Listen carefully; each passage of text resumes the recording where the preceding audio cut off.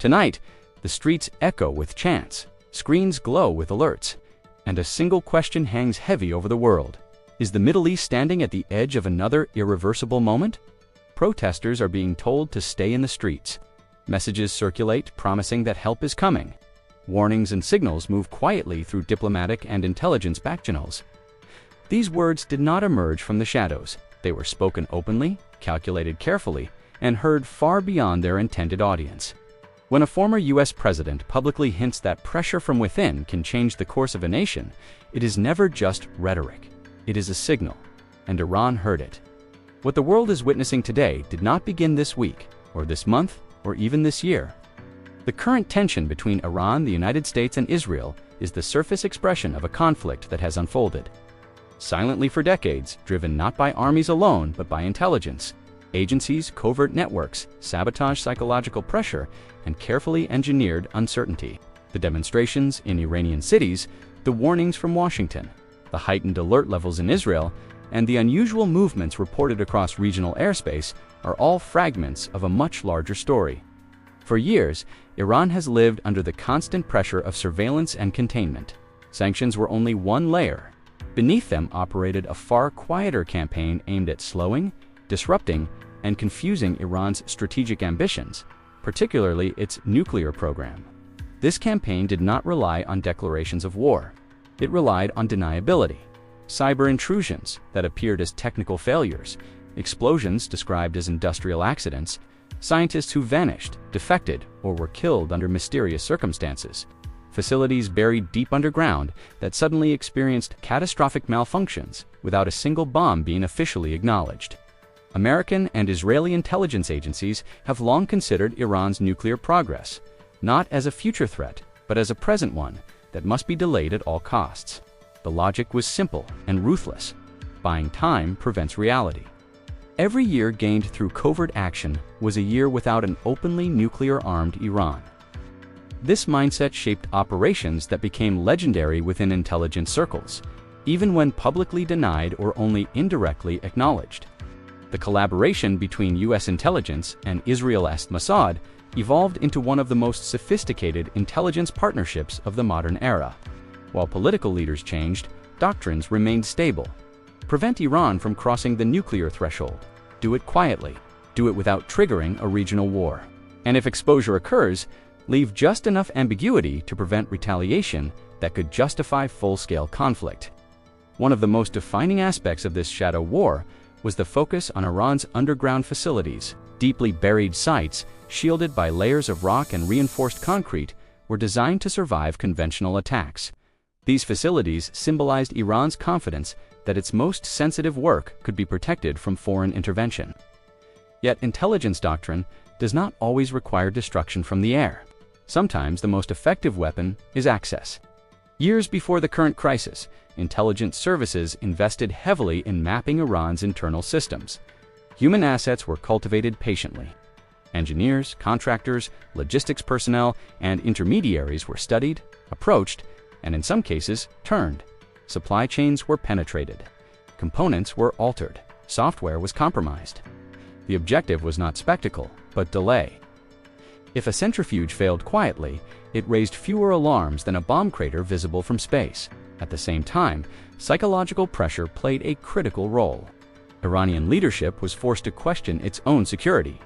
Each unexplained failure suggested that someone, somewhere, knew more than they should. This uncertainty eroded trust inside the system. Investigations turned inward. Loyalty checks multiplied. Progress slowed not only by physical damage, but by fear.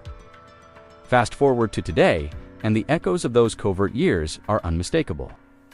The current protests inside Iran are not occurring in a vacuum. They are unfolding in an environment shaped by decades of internal pressure, economic strain, and the persistent sense that the state is under siege from forces both foreign and domestic. When outside voices encourage demonstrators to continue, it reinforces a narrative, long feared by Tehran, that unrest is not merely spontaneous, but potentially amplified by hostile intelligence services.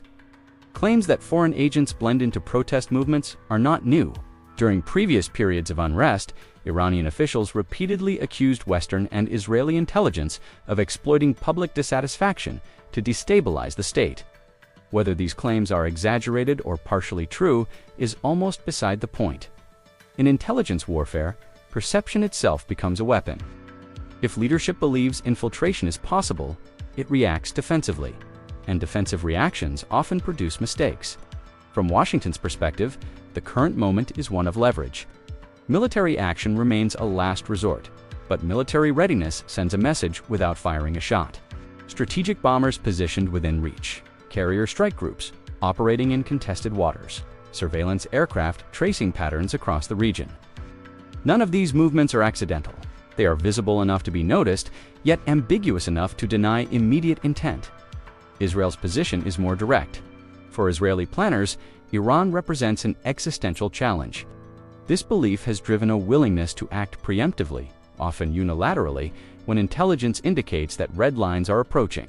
Over the years, Israel has demonstrated an ability to reach deep into hostile territory, execute precise operations, and withdraw without leaving clear fingerprints.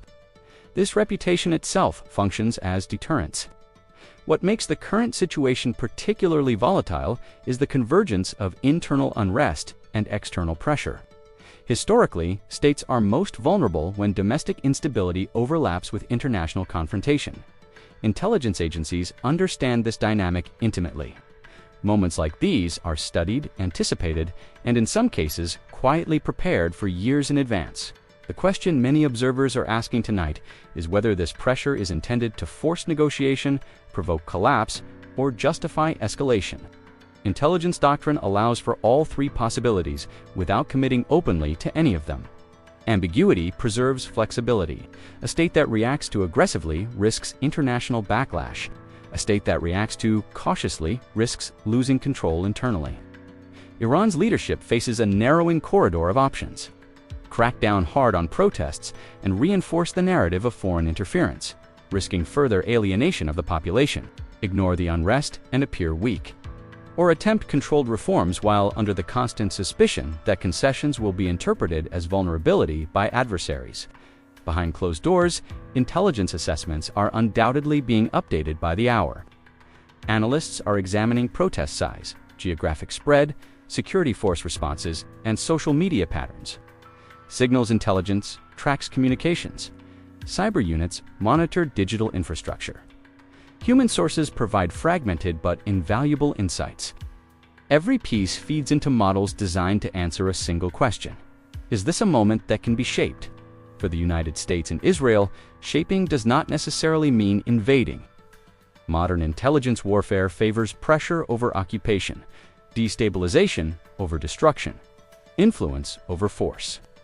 If Iran's strategic projects can be slowed, its alliances strained, and its leadership distracted inwardly, the objectives of containment may be achieved without a single official declaration of war. Yet the risk of miscalculation is always present. History shows that prolonged shadow conflicts sometimes erupt suddenly into open confrontation, often triggered by a single event that collapses ambiguity, an attack attributed to clearly a casualty that demands response. A political decision made under domestic pressure rather than strategic patience tonight matters because it represents a convergence point. The language being used publicly is sharper than usual. The movements being observed privately are more intense than routine. And the memories of past covert successes and failures weigh heavily on decision-makers who know that once a certain line is crossed, secrecy no longer protects anyone. This is only the first layer of the story. Beneath it lie specific operations, intelligence methods, covert strikes, cyber campaigns, and psychological strategies that shaped Iran's trajectory long before today's headlines. Understanding those hidden chapters is essential to understanding what may come next, because intelligence wars rarely end. They evolve, adapt, and resurface when conditions align. What the world sees tonight is not the beginning of something new, but the visible phase of something very old. And the forces that shaped this moment are still active, still calculating, and still prepared for outcomes that remain deliberately undefined. What followed the early years of pressure was not silence, but refinement. Intelligence agencies rarely repeat the same method twice in the same way. Once a tactic becomes visible, it loses value. The campaign against Iran evolved into a layered operation where cyber tools, human networks, industrial sabotage, and psychological pressure operated simultaneously, often without any single actor seeing the full picture. The nuclear issue remained the core axis. Facilities built deep underground were never designed only to withstand bombs. They were designed to project confidence. Yet intelligence planners understood that even the deepest bunker depends on surface-level systems. Power supply, ventilation, software control, transportation routes, personnel access, and procurement chains all presented vulnerabilities. The objective was not to destroy a site outright, but to make it unreliable, unpredictable, and permanently delayed. Cyber operations marked a turning point. When digital systems began malfunctioning in ways that defied conventional explanation, it introduced a new kind of fear. Machines could be compromised without a human ever crossing a border. Timelines could be disrupted invisibly. Engineers could follow procedures perfectly and still watch systems fail. This kind of warfare blurred the line between accident and attack so thoroughly that attribution became almost impossible. Alongside cyber pressure, human intelligence networks quietly expanded. Contrary to popular belief, intelligence agencies rarely rely on dramatic recruitment moments. Most assets are developed slowly, sometimes unknowingly. A business intermediary here, a logistics handler there, a technician with access to maintenance schedules. Each person knows only a fragment. No one sees the whole operation. That compartmentalization ensures resilience. Even if one link breaks, the chain holds. During this period, several Iranian projects experienced repeated setbacks. Delays accumulated, timelines slipped. Publicly, officials spoke of resilience and progress. Privately, confidence eroded. Internal investigations multiplied. Security services tightened controls. But the more pressure increased internally, the more operational space intelligence agencies gained externally. Over-securitization often creates blind spots as attention focuses inward rather than outward. Targeted actions against key individuals added another dimension. The removal of specialized knowledge is often more damaging than physical destruction. When experienced personnel disappear, projects lose continuity. Training replacements takes years. Institutional memory vanishes overnight. Each such loss forces recalibration and injects uncertainty into already stressed systems. At the same time, information operations quietly shaped narratives beyond Iran's borders. Allies were briefed selectively.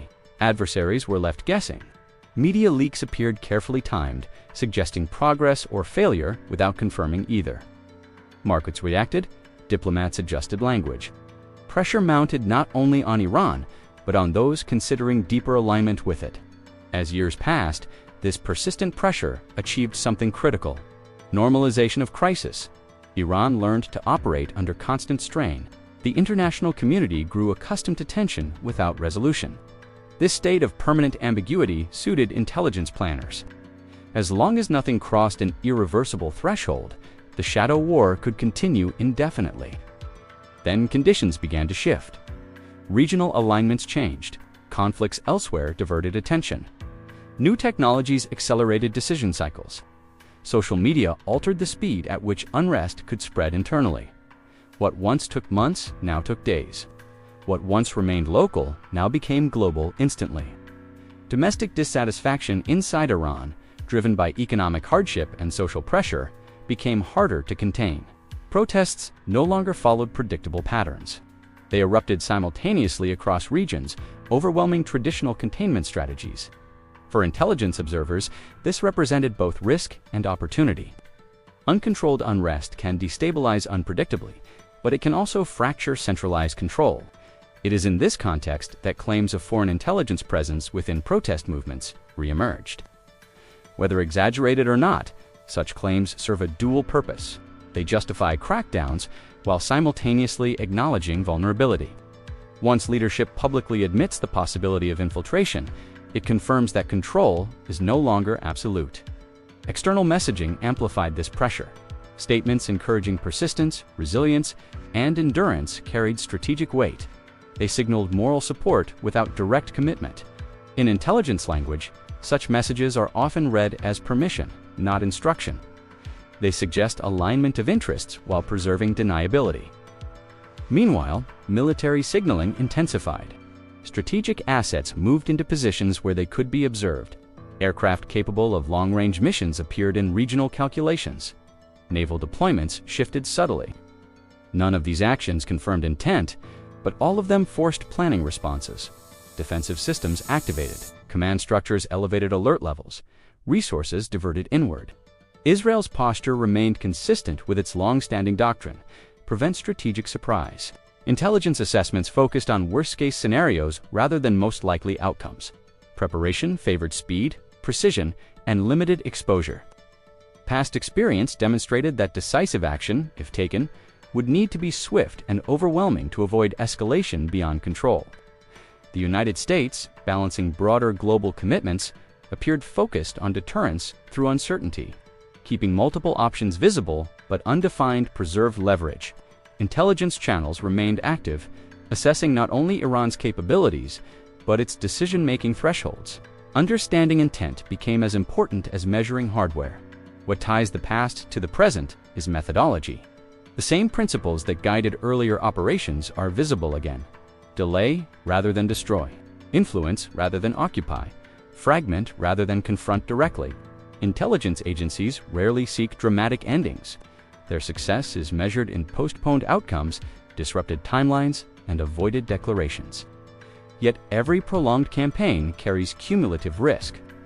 Pressure accumulates. Misinterpretations multiply. Domestic politics intrude on strategic calculation. Leaders facing internal unrest may act externally to restore authority. Conversely, external threats may be used to justify internal repression. Both paths increase volatility. Tonight's tension reflects this convergence. The legacy of covert operations has shaped Iran's internal and external posture, but it has also shaped the expectations of its adversaries. Everyone involved understands the playbook. Everyone knows the costs. What remains uncertain is who will decide that ambiguity no longer serves their interests. Intelligence history shows that when shadow wars surface, they do so suddenly. The transition from silence to spectacle is rarely gradual. It is triggered by a moment that retrospectively appears inevitable, but in real time feels shocking. The challenge for all actors is to avoid being the one blamed for crossing the line, while still achieving strategic objectives.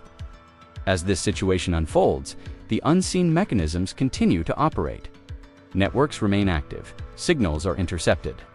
Algorithms analyze sentiment, assets wait, decisions are deferred minute by minute. The world watches visible signs, but the real struggle remains largely hidden, unfolding in places without cameras, names, or acknowledgements. This is not the end of the story. It is the midpoint.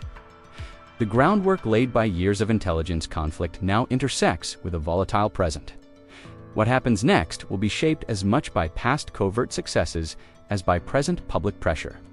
And once momentum builds, even the most carefully managed ambiguity can collapse under its own weight. As the pressure reaches its peak, intelligence history suggests that moments like these are rarely defined by what is said publicly, but by what is prepared quietly.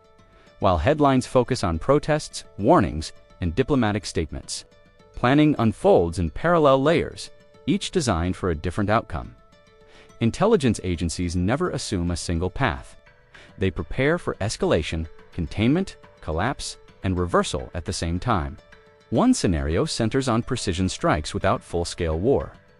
Modern military doctrine allows for operations designed to send an unmistakable message while avoiding occupation or prolonged engagement. Such strikes would not target cities or civilian infrastructure. They would focus on symbolic and strategic assets, often those already compromised by years of intelligence mapping. Facilities whose layouts, redundancies, and vulnerabilities are already known down to the meter. In such cases, the real work is done long before any aircraft takes off.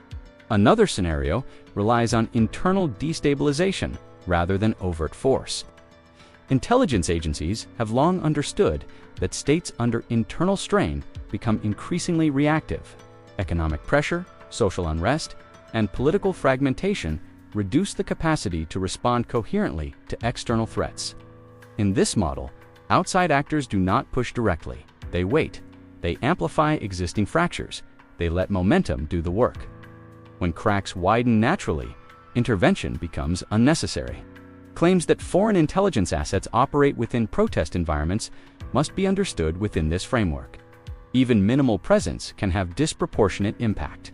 A single, well-placed individual can influence communication, flow, timing, or perception. More importantly, the belief that such infiltration exists forces security services to divert attention inward, often weakening their external posture. Psychological operations also intensify during such periods. Messages are crafted not only for public consumption, but for specific audiences inside decision-making circles. Signals are embedded in language, timing, and medium. A statement released at a particular hour, a phrase repeated across multiple platforms, or silence where response is expected can all carry meaning. Intelligence professionals are trained to read absence as carefully as presence. Airspace activity becomes another layer of signaling. Aircraft capable of long-range penetration, refueling operations, and electronic warfare are not deployed casually. Their movement creates pressure without requiring engagement. Every radar activation, every alert scramble, every defensive drill drains resources and attention. Over time, this constant readiness becomes exhausting, both materially and psychologically. Israel's operational doctrine emphasizes speed and deniability. If action were taken, it would likely follow patterns established in previous decades: limited duration, precise execution, rapid disengagement, and deliberate ambiguity. The objective would not be conquest, but disruption severe enough to reset calculations. History suggests that such actions are often framed as unavoidable responses to imminent threats, even when preparation spans years. The United States operates under broader constraints. Any action must account for global commitments, alliance dynamics, and domestic political considerations. This often results in layered responses rather than singular events. Sanctions tighten, diplomatic channels narrow. Military readiness escalates incrementally. Intelligence operations intensify quietly. The goal is to shape outcomes without triggering obligations that force full-scale war. Iran, meanwhile, faces a narrowing strategic window. Its leadership must balance external defiance with internal control. Too much force internally risks igniting wider unrest. Too much restraint risks signaling weakness. Externally, retaliation risks escalation. Inaction risks loss of deterrence. Every option carries cost, and none guarantees stability. This is where intelligence history becomes most relevant. Past cases show that states under combined internal and external pressure often miscalculate, not because they lack information, but because they interpret it through fear. Intelligence warnings become amplified. Worst-case scenarios dominate planning. Decisions become compressed. In such environments, even minor incidents can trigger disproportionate responses. At the same time, intelligence agencies themselves face limits. They can shape conditions, but not control outcomes entirely. Networks fail. Assumptions prove wrong. Human behavior remains unpredictable. This uncertainty is why prolonged covert campaigns sometimes end not with quiet success, but with sudden visibility. The current moment reflects decades of accumulated strategy colliding with real-time instability. Operations designed to delay, disrupt, and pressure have achieved many of their objectives, but they have also created a system permanently on edge. When a system is stretched too tightly, it can snap in unexpected ways. What happens next may not resemble traditional war. It may arrive as a sequence of events that individually appear manageable, but collectively alter the strategic landscape. A strike attributed indirectly. A cyber incident framed as malfunction. An internal crackdown justified by external threat. Each step escalates without crossing an obvious line until suddenly the line no longer matters. Intelligence professionals understand this danger. That is why restraint often accompanies readiness. Silence follows signals. Back channels remain open even as public language hardens. The goal, paradoxically, is to prepare for war in order to avoid it, while being ready to act if avoidance fails. Tonight's significance lies not in certainty, but in proximity. The distance between pressure and action feels shorter than usual. The margin for error appears thinner. And the accumulated weight of history presses heavily on those making decisions in rooms far removed from the streets where chance, echo, and cameras roll. This story is not driven by a single leader, agency, or event.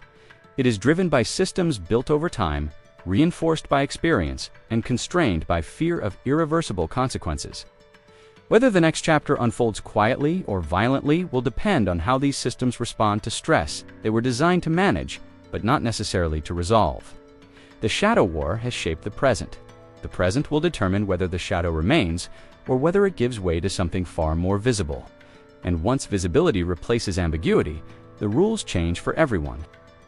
At the final stage of any prolonged intelligence confrontation, the most dangerous question is no longer what can be done, but what must be done to preserve control. Decades of covert pressure, sabotage, cyber operations, and psychological warfare eventually narrow the options for all sides involved.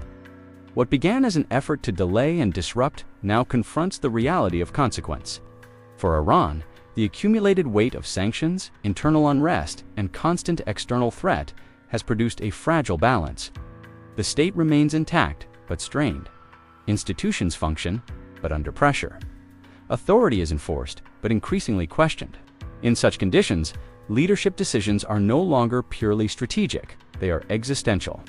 Preserving deterrence becomes inseparable from preserving legitimacy. For Israel, the calculation remains rooted in survival doctrine. Intelligence assessments focus not on intention, but on capability. If a threshold appears close, action becomes justified regardless of diplomatic cost. History has conditioned Israeli decision-makers to accept international backlash as a temporary price for long-term security. Silence after action is often preferred to explanation before it. For the United States, the equation is broader and more complex. Military power exists in abundance, but its use carries cascading consequences across alliances, markets, and global stability. Intelligence agencies may identify windows of opportunity, but political leadership must weigh those windows against global responsibilities. The result is often a layered strategy: pressure without invasion, readiness without commitment, warnings without deadlines.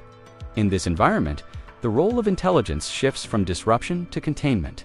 The goal becomes preventing sudden collapse or uncontrolled escalation. Backchannels grow more important than press conferences.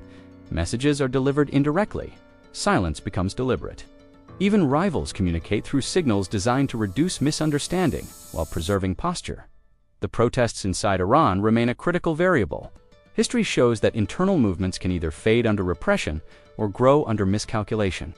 Intelligence agencies understand that external involvement, real or perceived, can delegitimize organic dissent while simultaneously intensifying paranoia within the state. This paradox often leads to overreaction, which in turn fuels further unrest. Claims of foreign intelligence participation in protests serve multiple narratives simultaneously. They justify internal security measures, warn adversaries of awareness, and signal vulnerability without admitting weakness. Whether such claims reflect reality or strategy, their impact is real. They shape decisions on all sides. The possibility of direct military confrontation remains present, but constrained.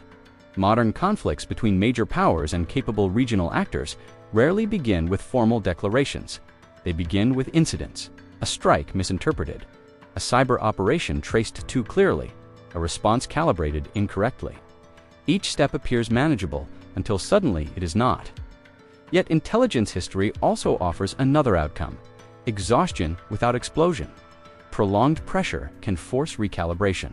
Programs slow, ambitions narrow, negotiations resume quietly under different names. Public positions harden while private concessions emerge. This path produces no dramatic ending, only gradual shift. Which outcome prevails depends less on capability than on perception. If leaders believe they can still control escalation, restraint dominates. If they believe control is slipping, action becomes tempting. Intelligence agencies advise, but they do not decide. Their success lies in providing options, not outcomes. What is undeniable is that the shadow war has permanently altered the strategic landscape. Iran's nuclear ambitions have been delayed, disrupted, and reshaped. Trust within its systems has been tested repeatedly. Its adversaries have demonstrated reach, patience, and adaptability. At the same time, the costs of constant pressure have accumulated across the region. The Middle East today reflects this history. It is a region where wars are prepared for constantly, but fought selectively, where intelligence operations replace invasions, where influence is exerted quietly and force is reserved for moments deemed unavoidable. This environment rewards caution, but punishes hesitation. The current crisis, therefore, is not a single event, but a convergence. It is the moment when years of covert strategy intersect with visible instability. When internal dissatisfaction meets external pressure, when ambiguity strains under the weight of expectation, whether this convergence produces conflict or compromise remains unresolved, intelligence professionals know that prediction is less reliable than preparation. All sides appear prepared. That alone increases risk. The true danger lies not in intention, but in momentum. Systems built to apply pressure can generate their own gravity. Once set in motion, they become difficult to stop without visible concession or decisive action. Both options carry cost. As night falls and the world watches, decisions are being made in rooms without cameras, names, or records. The future will eventually reveal their consequences, but not their process. That is the nature of intelligence warfare. Its victories are invisible. Its failures are sudden. This documentary has traced the path from hidden operations to public tension, from covert sabotage to open uncertainty. It has shown how intelligence agencies shape reality without appearing within it. And it has demonstrated that today's crisis is not an accident, but the result of long, deliberate strategy intersecting with human unpredictability. What comes next may not look like war, or it may arrive without warning. Either way, the forces that shaped this moment will continue to operate long after headlines change.